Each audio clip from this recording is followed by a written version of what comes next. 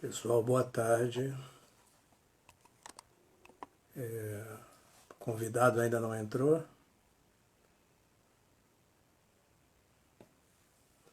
Assim que ele entrar, a gente inicia.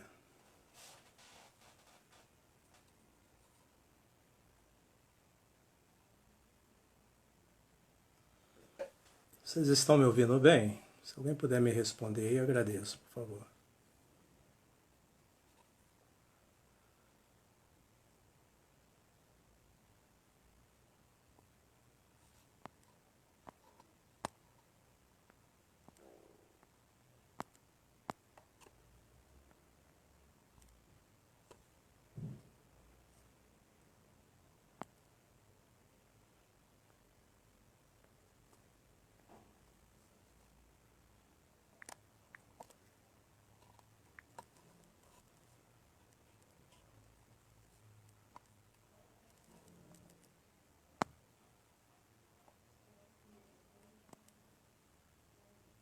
Obrigado, Sérgio. Estou monitorando. Ah, acabou de chegar.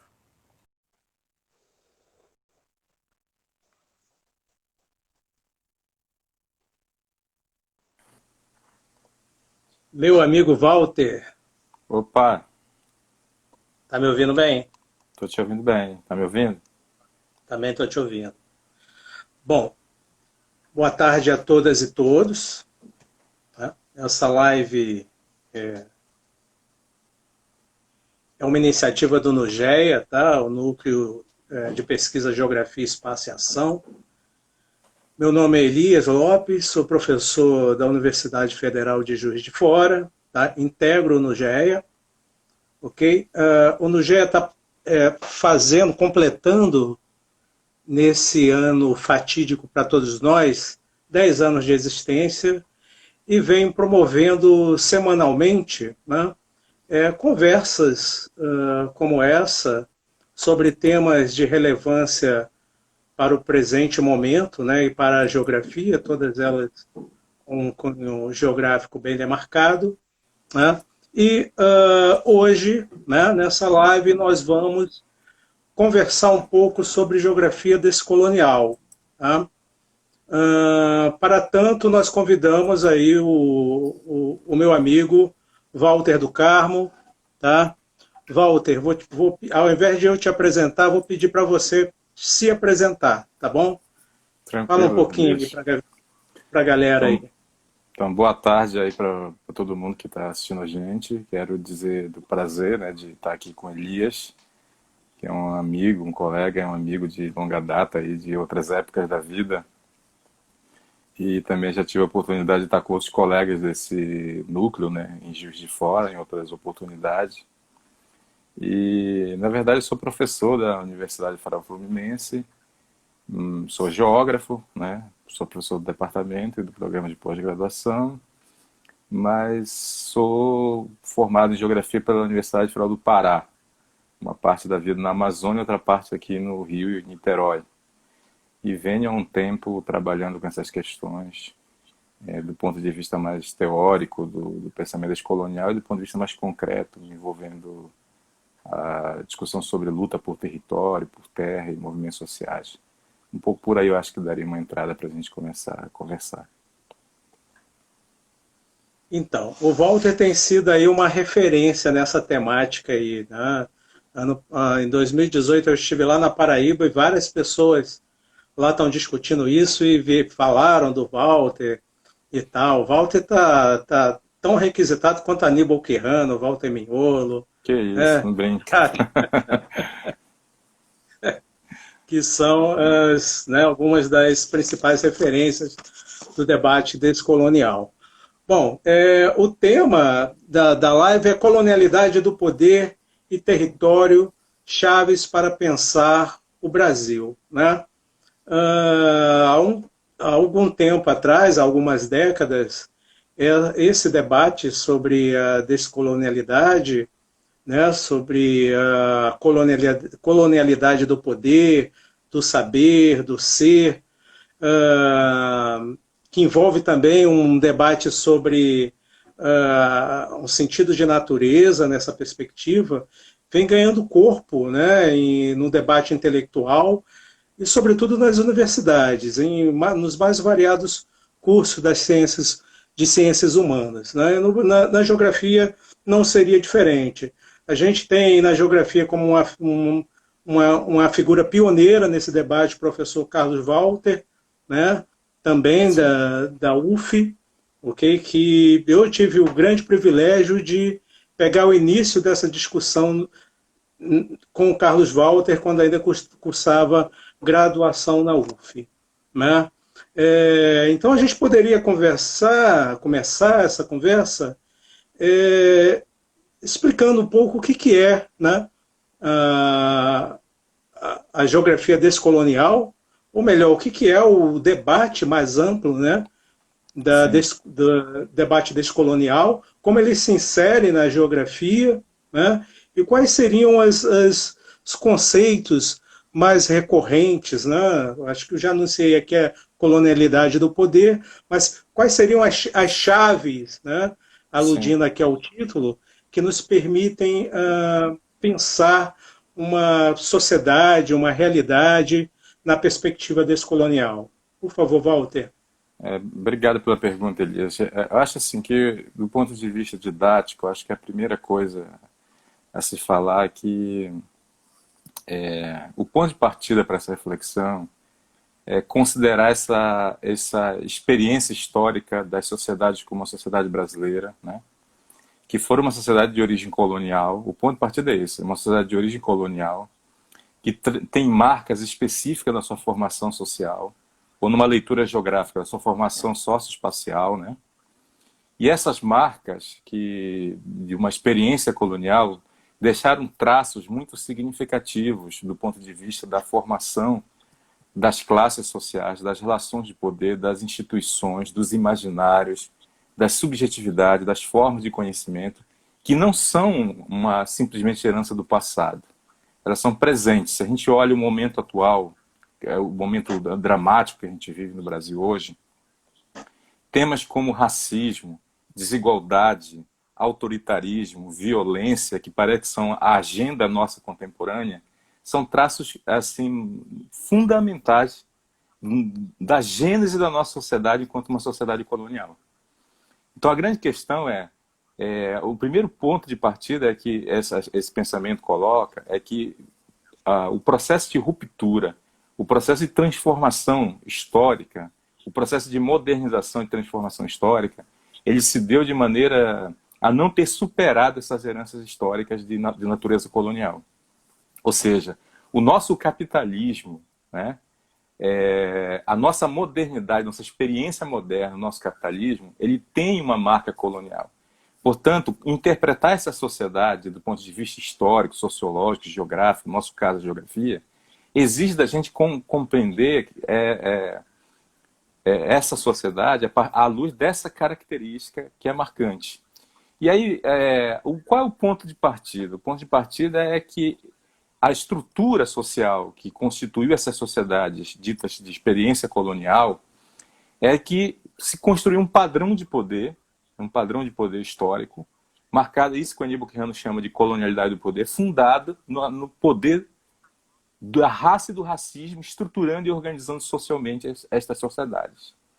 Isso não significa que esse racismo e a raça está desvinculada da forma como o capitalismo se constituiu, da estruturação de classe, da exploração capital-trabalho, da exploração capital-natureza, da dominação de gênero, das dominações religiosas, mas significa que as sociedades tiveram como sociabilidade, com forma de sociabilidade básica, com forma de organização das gramáticas, desde a gramática teológica, ontológica, política, epistêmica, o racismo, que dividia, desde o início das nossas sociedades, uma certa classificação social e transformava uma parte das populações que existiam aqui, seja populações indígenas, ou as populações que foram trazidas para cá como populações escravas, em populações consideradas não humanas ou não plenamente humanas.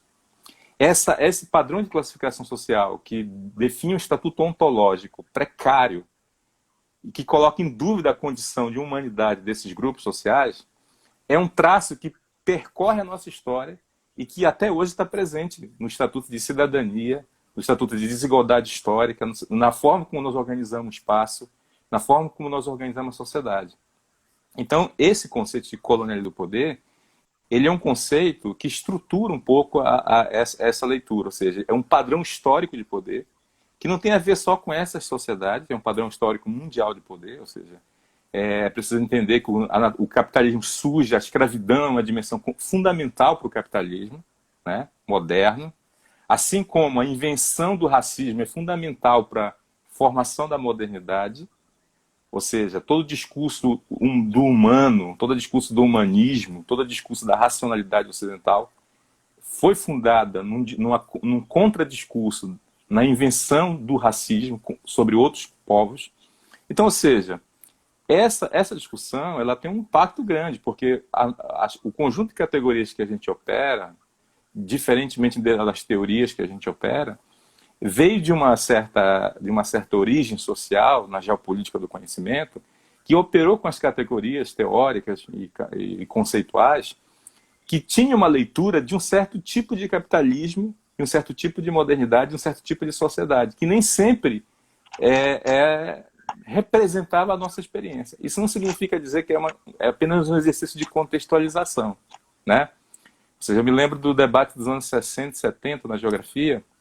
A geografia deu um passo grande, e é um passo importante até hoje, significativo, quando nós adotamos o conceito de formação socioespacial, né? É um ganho esse histórico na leitura crítica da geografia. Eu diria que esse passo de entender brasileira. Isso, de entender a formação socioespacial, vários geógrafos brasileiros, o professor Milton Santos, o professor Rui Moreira, enfim, vários geógrafos, o Antônio Hobbes, vários geógrafos deram essa contribuição. Eu diria que o giro decolonial é uma radicalização desse processo para tentar entender a formação, vamos dizer, socioespacial de um país periférico colonial, mas é um passo a mais, porque não é só para entender vamos dizer assim, as heranças histórico-econômicas desse processo. É que há também uma natureza no imaginário, na memória, na subjetividade e na produção do conhecimento que nós herdamos e que é presente, contemporâneo. Então eu começaria por aí, assim, para a gente discutir um pouco e depois pode voltar ao outro tema. Né? O que eu acho importante discernir, você já disse, né, mas acho que vale a pena explicitar, que a ideia de colonialidade ela não é um dado localizado no passado, datado no passado. Ela é uma relação presente, não é isso? Sim. É uma relação que está entranhada no nosso modo de interpretar o mundo, de agir, enfim, de produzir arte, né, cultura, das nossas manifestações normativas, éticas, políticas e etc. Sim, é isso. Assim, o colonialismo ele é uma realidade contemporânea ainda, né? Existem várias partes do mundo que existem experiências coloniais em curso nesse momento.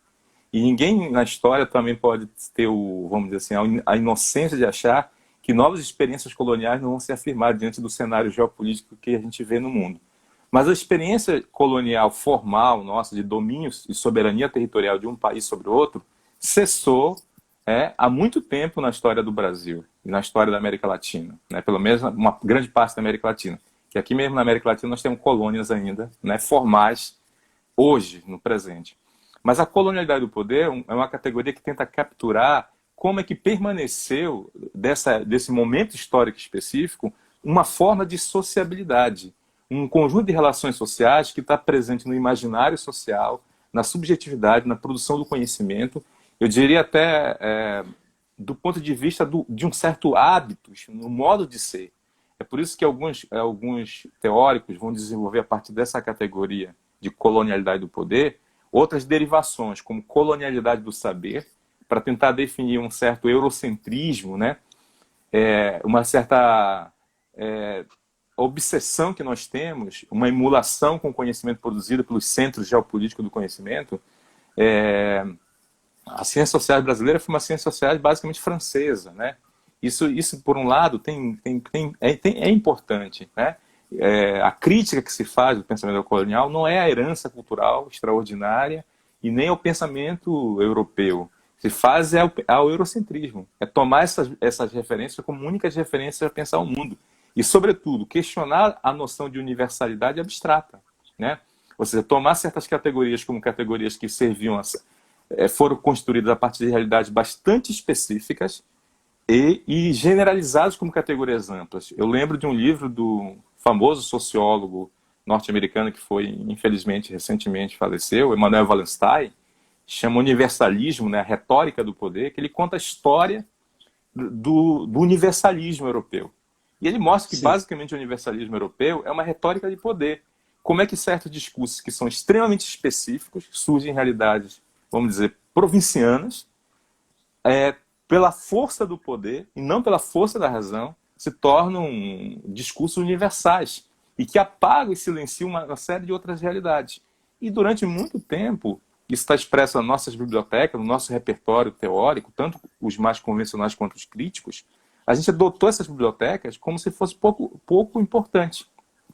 E isso não é, agora, às vezes tem uma má compreensão e uma leitura rasa desse processo, que se acha que a gente vai começar a tacar fogo nas nossas bibliotecas e jogar fora todo o pensamento crítico acumulado vindo desses países europeus. Não é essa a questão, né? A questão é que a gente precisa descentralizar o pensamento e construir um outro tipo de universalidade a partir de um tipo de escuta e de olhar que veja uma diversidade de olhares e de centro de enunciação. Então é tão importante compreender o que a sociologia ou a geografia francesa faz, como talvez os nossos vizinhos bolivianos, peruanos, né? Ou o que se faz da África do Sul, por exemplo, né?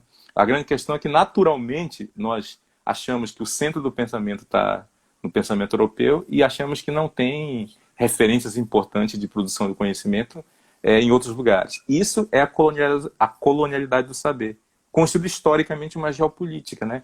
Então, essa derivação está presente na produção do conhecimento. Mas não é só um conhecimento isso, né? Fala um pouquinho dessas referências, né? Porque quem está habituado ao debate, né, da decolonialidade talvez saiba, mas pode ser que tenha algum ouvinte aqui que ainda, né, não esteja muito familiarizado com essas referências, né? Sobretudo no Brasil, acho importante a gente demarcar quais seriam as referências no Brasil, porque muitas vezes parece que a leitura ela é mais afeita a autores que são de uma tradição mais andina, né, ou caribenha, e a gente muitas vezes parece que fica meio com poucas referências brasileiras. Eu acho importante fazer uma primeira diferença, que é uma visão restrita e uma visão mais ampla do que é giro decolonial e pensamento descolonial.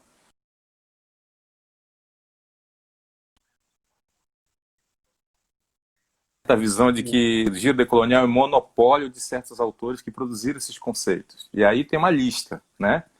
Aníbal Quirrano, Walter Mignolo, Henrique Dussel, talvez estejam ali os nomes fundamentais. E no passado, alguns recuperam Paulo Freire, em certas genealogias, Franz Fanon, né? Isso eu diria que é uma visão interessante, mas Mariátegui, né? Mariátegui, aí depende das genealogias que se constrói, né? Mas essa é uma visão que eu chamo uma visão restrita do giro decolonial. Por que eu chamo restrita? Porque às vezes está ligado a uma política de citação e tenta definir o giro decolonial como mais uma escola acadêmica, que eu acho que é uma ideia que aprisiona e empobrece essa ideia. Eu acho que o giro decolonial é essa inflexão ética, política e epistêmica que está para além dessa nomeação e desse grupo de intelectuais específicos. Até porque esse grupo de intelectuais específico, eles divergem profundamente entre si.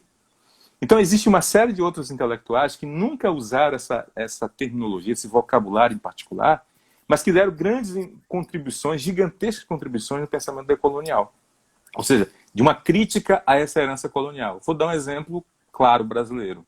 Abdias Nascimento, por exemplo, nunca usou essa nomenclatura para pensar, mas ele foi um intelectual negro brasileiro que denunciou o racismo, o genocídio da população negra brasileira e tem um papel decisivo na construção de uma reflexão sobre o legado do racismo e do colonialismo no Brasil. eu poderia dizer que nessa visão ampliada de Gil decolonial, ele é um autor que se insere nessa leitura. Assim como nós poderíamos falar de uma série de outros autores que não se inserem. E eu iria mais longe. Eu diria que tem autores, uma série de autores que não estão no mundo acadêmico, que são ativistas, que são poetas, que são artistas populares. Um Galeano, Eduardo Galeano, por exemplo, é um pensador descolonial de primeira grandeza. Mas eu poderia falar, por exemplo, de um contemporâneo Darcy nosso... Ribeiro? Darcy Ribeiro. Então existe uma quantidade gigantesca. Eu podia falar de pessoas como, por exemplo, Ayrton Krenak, que está aqui. Eu não sei se ele vai se sentir satisfeito com esse nome, mas eu digo, o importante não é o rótulo, o importante é o movimento ético, político, epistêmico que questiona esse legado colonial, né? Então eu pelo menos entendo que é preciso ter uma visão mais generosa e mais ampla dessa ideia de giro decolonial do que uma visão de uma política de citação, porque senão vira mais uma moda. Agora, isso não quer dizer que não tenha, enquanto acadêmicos, né, que trabalhamos com isso, que tem um certo rigor no uso de categorias e, sobretudo, no caso da geografia, um certo esforço para a construção de um diálogo também de natureza disciplinar, apesar de que esse pensamento é, por natureza, vamos dizer assim, quase contradisciplinar. Então, aí é um paradoxo, uma contradição. Nós temos que fazer um certo diálogo, construindo pontes, construindo instrumentos que nos ajudem na nossa província disciplinar, né? Mas sabendo que é um pensamento que extrapola muito o exercício do diálogo disciplinar, né? Então, assim, como é que eu tenho operado, assim, particularmente? Tentando dialogar com essa visão mais ampliada de pensamento descolonial, incluindo pensadores, por exemplo, fora da América Latina também, né? Fora da América Latina, e, ao mesmo tempo, tentando fazer essa genealogia do pensamento descolonial brasileiro, que eu acho que é fundamental. Ou seja, nós temos uma formação social distinta, por exemplo, dos países andinos, né? Nós temos uma formação social distinta também, apesar de sermos América Latina. Cada país tem processos específicos, né? E, ao mesmo tempo, tentando construir ferramentas, alguns diálogos no campo disciplinar da geografia. Mas eu diria que no estágio que nós estamos, Elias, o pensamento descolonial é muito mais um gesto de interrupção, de destituição, do que um processo de construção hoje. A fase ainda é muito mais de destituição, de interrupção do que de construção. De uma inflexão, né? De Isso. uma lógica mais que se impõe, né? Sim, aproveitando um pouco aqui, já pessoal, vou aproveitar que tem uma pergunta aqui de um ouvinte e reforçar que a gente vai estar fazendo comentários das postagens no chat, ok? Tentando responder na medida do possível, tá? O Natan está colocando aí, Walter, qual a diferença entre descolonialidade e decolonialidade? Me corrija se eu estiver errado, para mim me parece uma mera questão de pronúncia e tradução.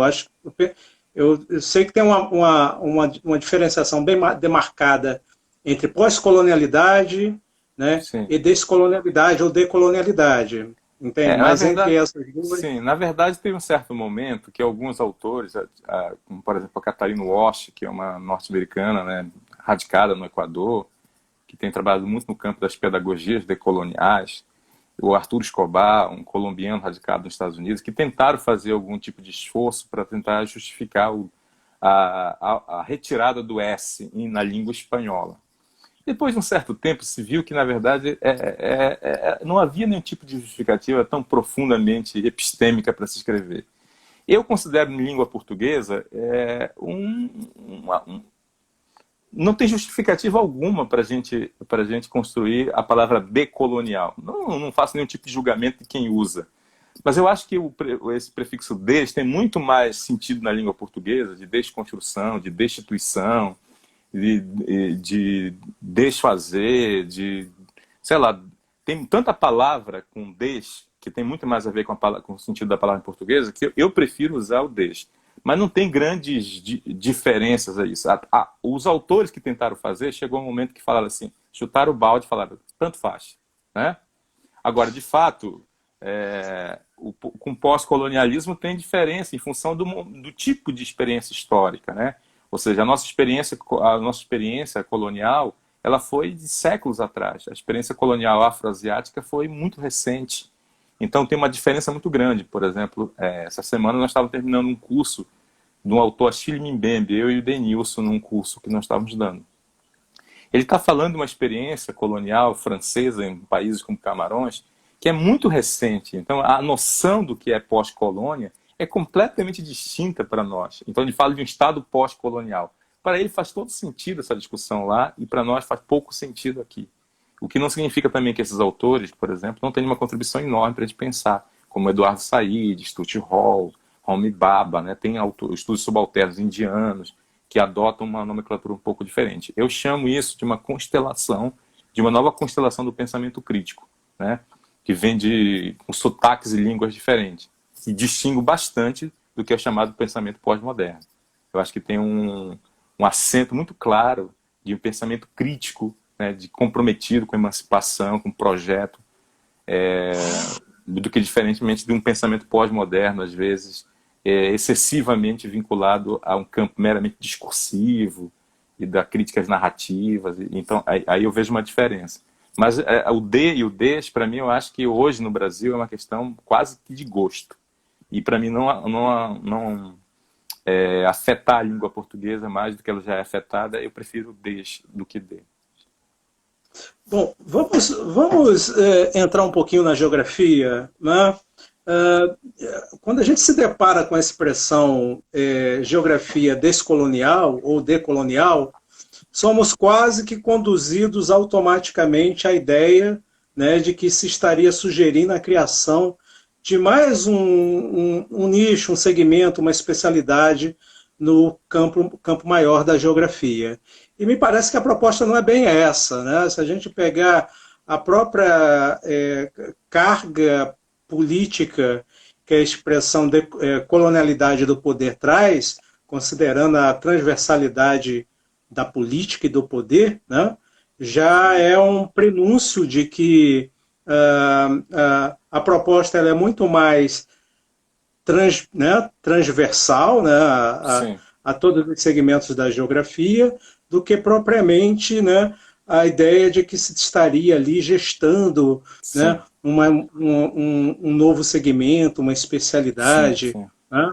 A geografia agrária, em especial, tem utilizado muito mais as ferramentas da geografia decolonial, do debate decolonial, né? Um pouco a geografia cultural também, né? Um pouco da geografia feminista, mas acho que a gente tem que ter um pouco de cautela e não entender de forma positivista que, senão seria um grande contrassenso, na verdade. Sim, claro. Estaria se propondo uma nova especialidade. O que você acha disso? Não, é fundamental. A primeira coisa que na geografia não se trata de um campo temático, né? A primeira coisa não é um campo temático. Não está restrita à geografia agrária. Por exemplo, algumas pessoas acham que geografia descolonial tem a ver com comunidade. Porque eu trabalho com sistema, Carlos Val trabalha com sistema, que tem a ver com certos grupos sociais e com certas temáticas. Por exemplo, tem a ver com questão indígena, tem a ver com questão quilombola, tem a ver... Ou seja, como se, por exemplo, geografia urbana não tivesse a ver com o pensamento descolonial. Não há nada mais colonial do que a produção do espaço urbano na nossa cidade.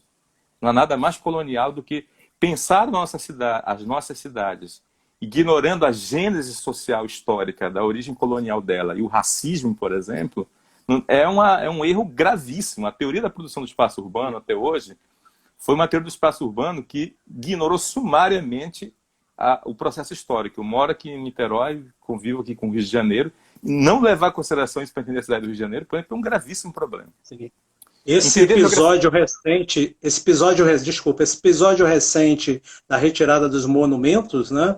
Sim. De locais públicos, é um exemplo, né, claro disso. Isso. Se a gente pensar a geografia política, como pensar o processo político, o tipo de Estado, democracia, cidadania nossa, sem pensar essas relações coloniais, autoritárias e de violência que nós temos? Então, ou seja, não é um campo temático. Na verdade, não se trata de um campo temático. Eu diria assim, para um começo de conversa, eu diria que é uma perspectiva epistêmica, né? É uma perspectiva epistêmica que, de uma maneira bastante simplificada, ela formula problemas a partir de um outro lugar de enunciação. Deixa eu explicar melhor isso.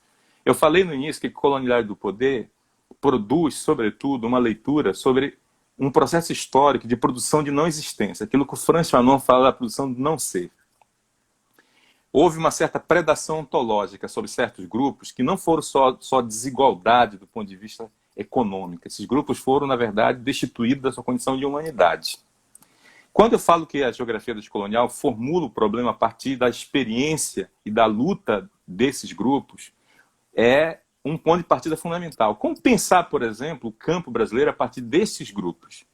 Quando eu falo pensar, é pensar o campo a partir da questão dos indígenas, por exemplo, que tiveram o tempo todo a sua condição histórica de cidadania, mas também de existência enquanto condição humana, colocada em questão. Mas se eu passo para o campo da cidade, eu tenho que pensar a cidade, como o meu amigo Denilson está fazendo esses estudos, né? Como pensar a mobilidade, o uso, a apropriação, a produção do espaço urbano, a simbolização, a representação, os imaginários urbanos, a partir de certos grupos que foram o tempo todo colocados como não seres. A gente falava outro dia numa conversa aqui que o Estatuto de Cidadania, do Estado de Direito, da democracia nas cidades brasileiras, eles funcionam como se fossem ilhas, só em certos setores da cidade. Em outros setores da cidade, nada disso funciona. É como se, na verdade, a fronteira da cidade, a periferia, fosse uma fronteira da democracia, do Estado de Direito, né, da cidadania, mas é, sobretudo, uma fronteira do humano. Porque, na verdade, o que está em jogo é o estatuto de humanidade de certas pessoas. Se a vida importa menos, se certas vidas importam menos, se é preciso que certos grupos digam nossas vidas importam, é porque, historicamente, foram ontologicamente predadas essas vidas e colocadas em questão. Então, eu diria que é um lugar de problematização, em primeiro lugar, a geografia descolonial. É problematizar a partir desse ponto de vista. E aí não é um campo temático. Né? Eu posso pegar em diversos campos temáticos para poder pensar. Se eu pensar a geografia econômica a partir desse ponto de vista, eu tenho que pensar a partir daqueles grupos que historicamente foram colocados. Nós estamos hoje enfrentando uma greve de trabalhadores de uma precarização profunda dos aplicativos. Eles são os trabalhadores que hoje não têm a condição nem de ser explorados no mercado formal de trabalho. Ou seja, como é que a gente pensa a partir desses lugares a relação econômica, né? Então, ou seja, eu diria que quando você muda o lugar de perguntar sobre a realidade, você muda o lugar de problematização. E aí eu acho que esse é um primeiro ponto de partida da geografia decolonial. Formular problemas a partir de outro lugar. Pois é, você tocou num ponto fundamental, né, que é a questão do locus de enunciação, né, sobretudo do ponto de vista geográfico dessa expressão. Né? E, nesse sentido, parece que o debate decolonial, né, mesmo entre não geógrafos, tem uma carga geográfica bastante, né, flagrante. Né? No entanto, do ponto de vista teórico, parece que os não geógrafos tratam esse debate ainda de forma muito aquém, do ponto de vista teórico e epistemológico, eu digo, né? Do tratamento dos conceitos que são muito caros à geografia, sobretudo o conceito de território, né? Muito recorrente toda vez que, por exemplo, um líder de movimento social vem a público, então, até como estratégia discursiva, o conceito de território está muito presente, mas no debate decolonial também o está, né, dentre outras questões, dentre outros conceitos geográficos, né, muito embora não com o mesmo tratamento, com o mesmo cuidado teórico que a geografia o trata, né, desde há muito tempo. Então,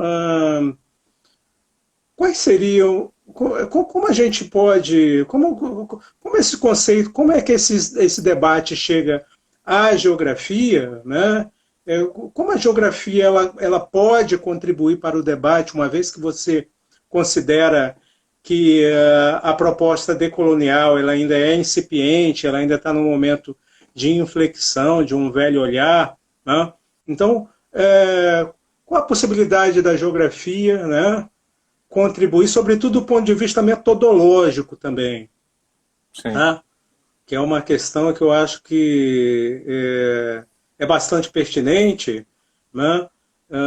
Sobretudo pela dificuldade de se trabalhar talvez com as questões mais empíricas, né, mais práticas, de uma experiência prática mais sensível. Sim. Né? Eu acho assim, Elias, acho que é de dupla mão essa contribuição, né? Assim, eu acho que, de um modo geral, esses pensadores, eles não são geógrafos. E muitos usam as categorias da geografia como metáforas, né? Ou seja, Sim, o campo não é um privilégio do discurso descolonial, né? É quase que um sintoma do nosso tempo, o discurso, a metáfora espacial tomando campo no discurso das ciências sociais, mas é muito forte no pensamento descolonial. Acho que a contribuição da geografia é justamente ajudar a pensar isso. Vou dar um exemplo do que eu estou falando. Metodologicamente, você fala do território, vou falar primeiro da escala, depois do território. Um dos maiores equívocos nesse debate sobre pensamento descolonial é pensar essas relações num modelo macro-sociológico sempre na escala mundo. Então, quando se fala de geopolítica do conhecimento, se pensa, por exemplo, só na relação nós-Europa. Quando se pensa em colonialidade do poder, se pensa só na relação centro e periferia, na escala global. Como se não houvesse um processo multiescalar, onde a geopolítica do conhecimento se configurasse de maneira multiescalar, o que é típico da contribuição da geografia. Existe uma geopolítica do conhecimento e uma relação de centro e periferia no Brasil. Eu sou na sim, Amazônia, a narrativa sobre o país, a produção do conhecimento sobre o país é feita a partir do centro-sul do Brasil. Se ignora sumariamente. Na semana passada houve um dado que morria 13 vezes mais gente no norte do Brasil do que no sul de Covid. Parece uma informação banal, entende? Mas que mostra a diferença histórica que está colocada. A Amazônia é quase a metade do Brasil, do ponto de vista de certo recorte regional, ou mais da metade, e ela parece irrelevante na disputa de qualquer reflexão sobre o projeto nacional. Os intelectuais do Centro-Sul brasileiro ignoram sumariamente a produção que é feita na periferia do Brasil. Ou seja, eu estou dando um exemplo do Brasil, mas eu podia falar de uma escala menor ainda. Eu podia falar do Rio de Janeiro. E para falar que existe uma geopolítica do conhecimento. Então, a escala tem um peso gigantesco no olhar. Ou seja, existe uma macropolítica, mas existe uma micropolítica. A colonialidade do poder, ela não é só analisada nessas macroescalas. Ela existe uma microfísica do poder colonial.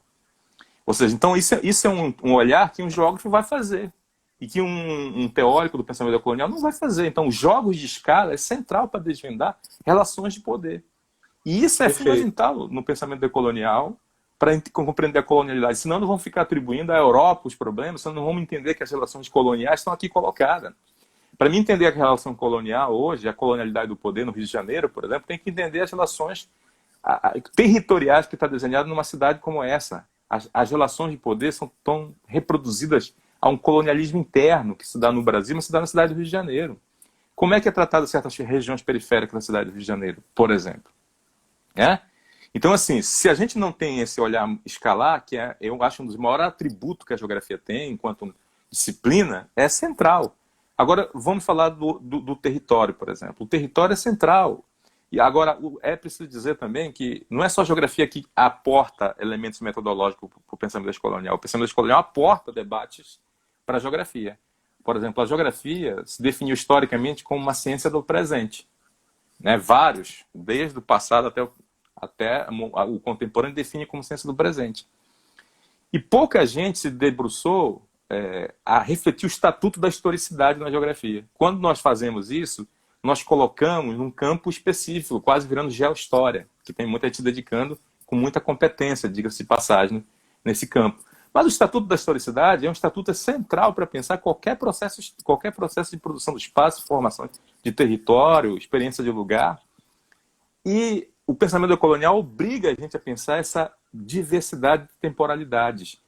O Milton contribuía com isso, dizendo da diversidade de tempos no espaço. Mas não é só nas formas espaciais, nos usos do espaço. São nas relações, nos imaginários espaciais, né? Nas subjetividades no espaço. Ou seja, nós temos múltiplos tempos colocados. Um exemplo que o pensamento colonial, é impossível fazer uma geografia descolonial que não pense as largas durações. Né? Um exemplo. Então, nesse sentido, é crucial pensar isso. Então, o território, por exemplo, o debate sobre território na geografia hoje, ele avançou muito. mas muitas das vezes ele também é extremamente presentificado. E uma grande parte dos debates sobre as questões territoriais brasileiras tem uma densidade, uma espessura histórica de larga duração. Os debates sobre os conflitos territoriais, eles não são simplesmente fruto da conjuntura atual. Eles têm um processo histórico de espessura de larga duração, como, por exemplo, a questão da terra, como uma questão central no Brasil. Então é um diálogo de vai e vem, né, que a gente está colocado. Tem gente perguntando, aí não sei muito olhar isso aí. Vamos pegar aqui algumas perguntas. O Sérgio Vieira, né, grande Sérgio, está perguntando assim: podemos dizer que o pensamento decolonial está nas ações políticas dos indivíduos e de seus diversos grupos sociais? O que você acha aí, Walter? Eu acho que está nele, está na produção dos saberes, né, dentro e fora da universidade. Está nos ativistas, está nos artistas e está nos intelectuais também, né? Vou dar um exemplo. Uma fronteira fundamental que o pensamento descolonial pode contribuir, que é a criação de metodologias. E hoje a produção de estética, de pedagogias, de metodologias está muito mais avançado fora do que dentro da universidade. Nós estamos vendo a pandemia e agora você tem que reinventar pedagogicamente. A universidade é um dos lugares mais atrasados pedagogicamente que eu conheço. Mas se você vai nos movimentos sociais, se vai na educação popular, você tem um aprendizado de coisas que está acontecendo em termos pedagógicos extraordinário. Você vai nos coletivos culturais, por exemplo, urbanos, você vai ver coisas extraordinárias acontecendo. Então, tudo isso é produção de conhecimento, produção de estética, de linguagem, de metodologias, de pedagogias. Então, eu vejo que, na verdade, tem um movimento acontecendo dentro da universidade, mas, sobretudo, fora da universidade. Eu acho que é preciso ter uma noção mais ampliada. Por isso que eu digo que não dá para tomar a ideia de pensamento descolonial como uma visão restrita, estreitamente acadêmica, como uma política de citação, que eu costumo dizer, né? Como uma escola acadêmica. Eu diria, inclusive, que tem muita gente citando esses autores e fazendo uma coisa muito diferente do que uma geografia ou um pensamento descolonial, né? Porque não estão em comprometimento ético e político com as questões que realmente esse pensamento demanda. Então, o Dermani, grande Diego Dermani, tem uma pergunta interessante. Superar a crise ambiental perpassa descolonizar o significado do conceito de natureza? É interessante, sobretudo, porque o conceito de natureza é daqueles conceitos que eles estão tão enraizados na nossa visão, sobretudo eurocêntrica de mundo, que sequer paramos muitas vezes para questioná-lo, né? Assim como o conceito de tempo, de espaço, e todas essas macro categorias, né? O conceito de homem, por exemplo, né? Certamente que sim, né? Acho que a descolonização do conceito de natureza e da própria natureza, ela é uma exigência, sem dúvida, para superar, né, a sociedade capitalista, né, a visão eurocêntrica de mundo. O que você acha, Walter? Eu acho assim, tem uma pergunta sobre a pandemia também, eu vou aproveitar e vou emendar nas duas, assim, né? Eu acho assim, primeiro vou começar pela pandemia, que foi que eu enxerguei, que depois eu volto para a natureza. Eu acho que o conceitos como colonialidade do poder, que esse pensamento aportou, e conceitos como interseccionalidade, que o pensamento feminista negro e latino de origem norte-americana aportou, eles modificam a nossa maneira de pensar desigualdade, de pensar vulnerabilidade, de pensar risco, né? Ou seja, a gente tem uma visão, eu tenho repetido que a contribuição mais importante que o pensamento crítico tem dado recentemente são leituras mais complexas do capitalismo e da desigualdade. E esses dois campos de pensamento têm contribuições muito importantes.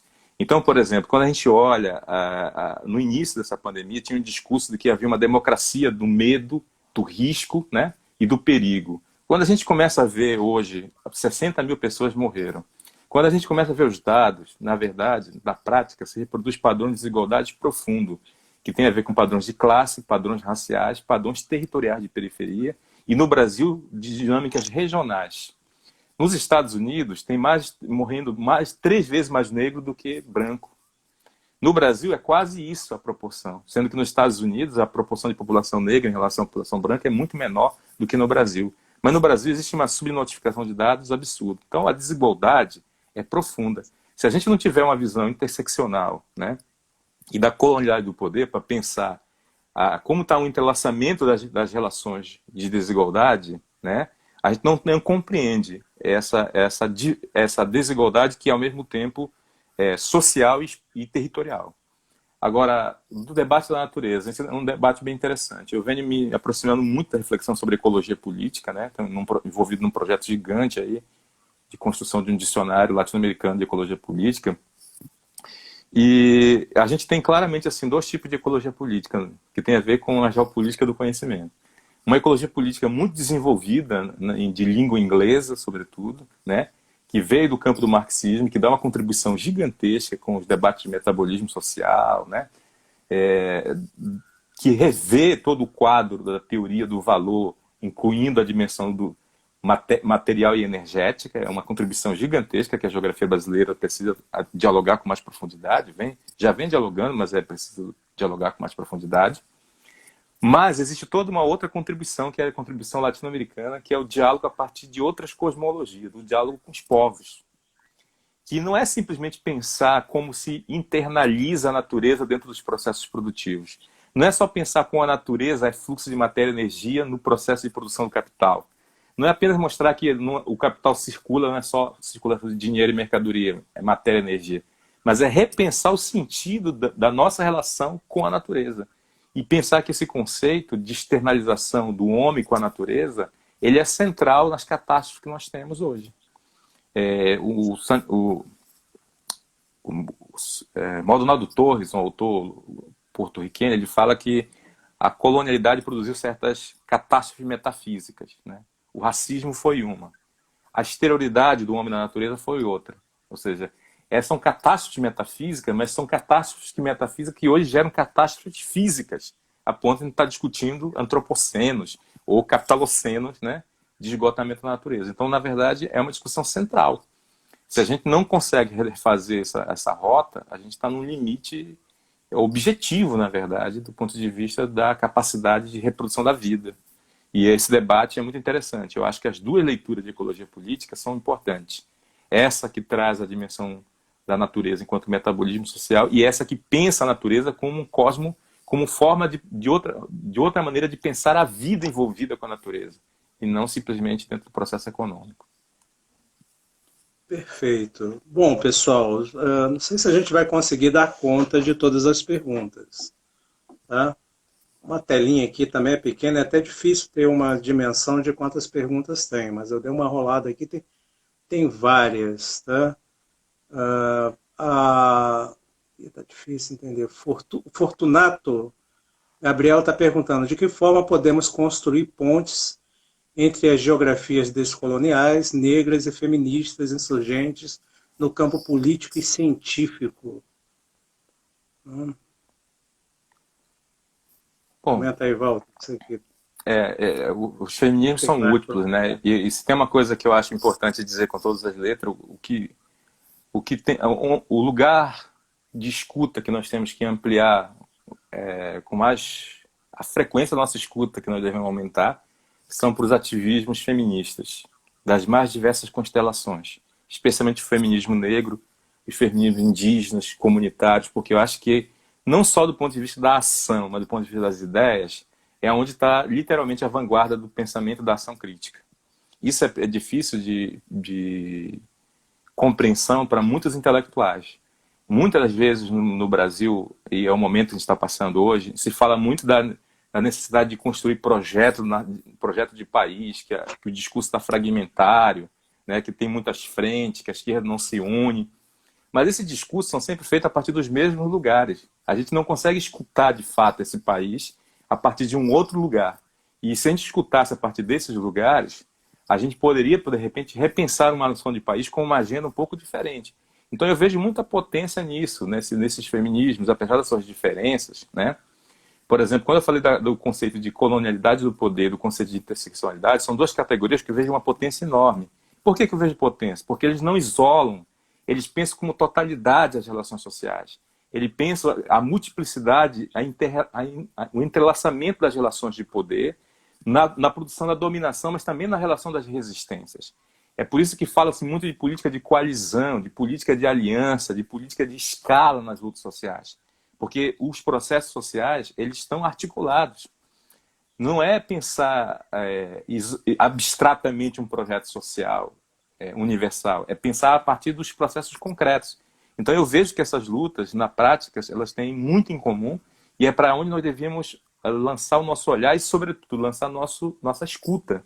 Porque eu penso que nós temos ainda muito a aprender. Eu, pelo menos, meu objetivo é escutar mais do que falar para esses grupos, porque eu acho que tem muita coisa para ser aprendida.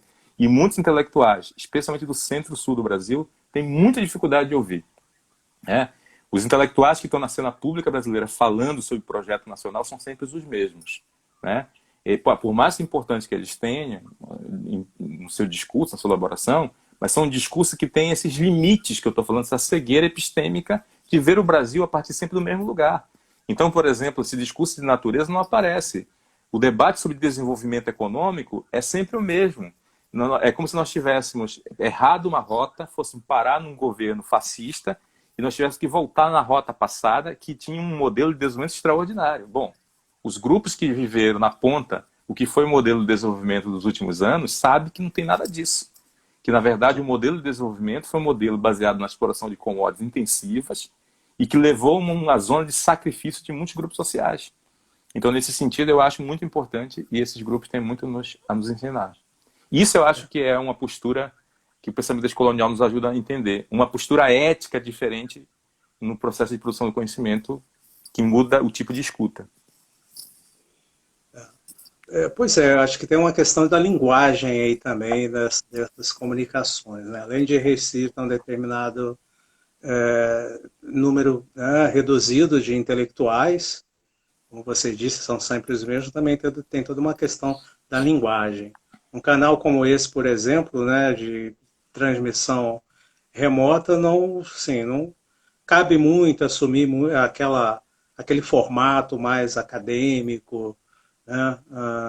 Eu tenho visto lives por aí, e o que eu tenho me deparado é muito mais com essa estética, né, de comunicação acadêmica do que exatamente uma forma mais dialógica, digamos assim. Queria pegar aqui a Annelise, ela está perguntando o seguinte: Carlos Walter comumente diz que o marxismo não é capaz de abarcar todas as necessárias críticas ao capitalismo, e acredito que ao sistema mundo moderno colonial. Poderiam falar um pouco sobre isso? Ô, Annelise, eu penso que abordagem nenhuma é capaz de esgotar. Né?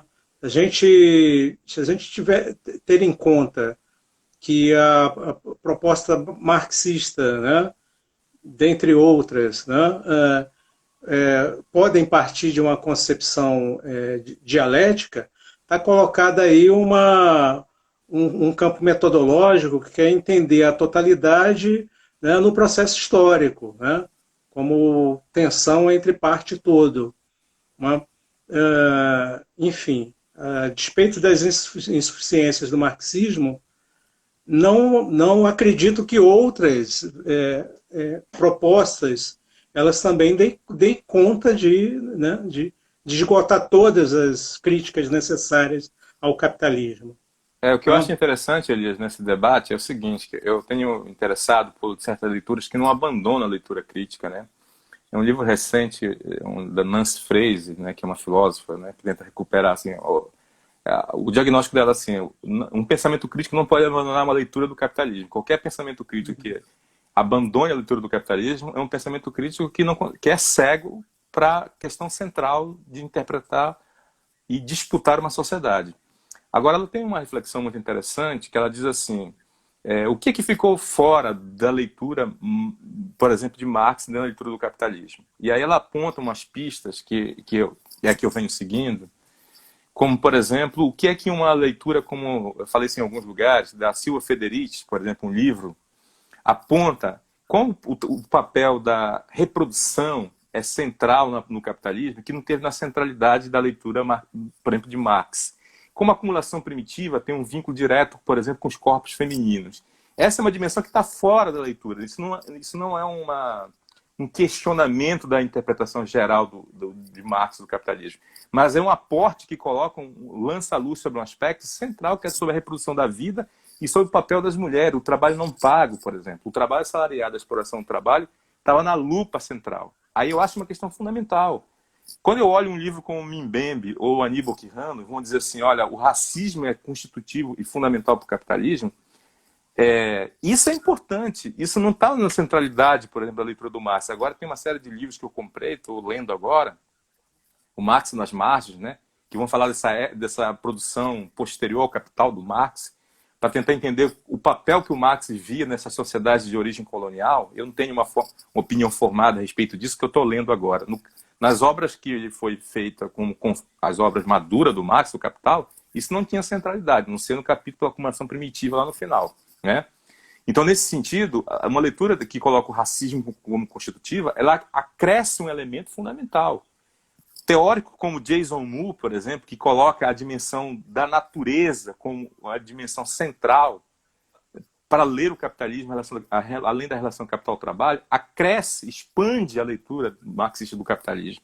Ou seja, então eu vejo que, de fato... A Rosa Luxemburgo, né?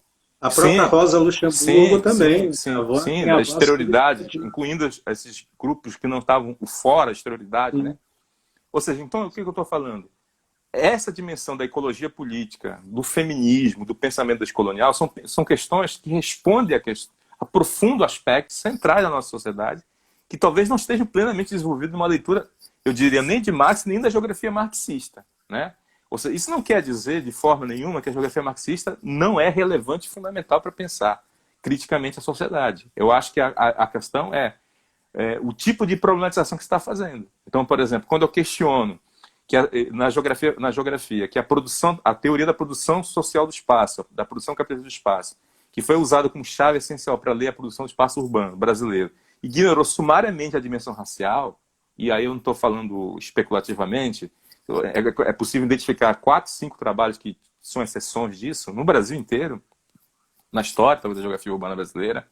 E isso é muito grave, porque a formação das nossas cidades tem na sua gênese a dimensão racial como constitutiva. Mas a geografia agrária também ignora durante muito tempo a dimensão, por exemplo, indígena e a dimensão negra, quilombola, como um elemento fundamental nas disputas por território.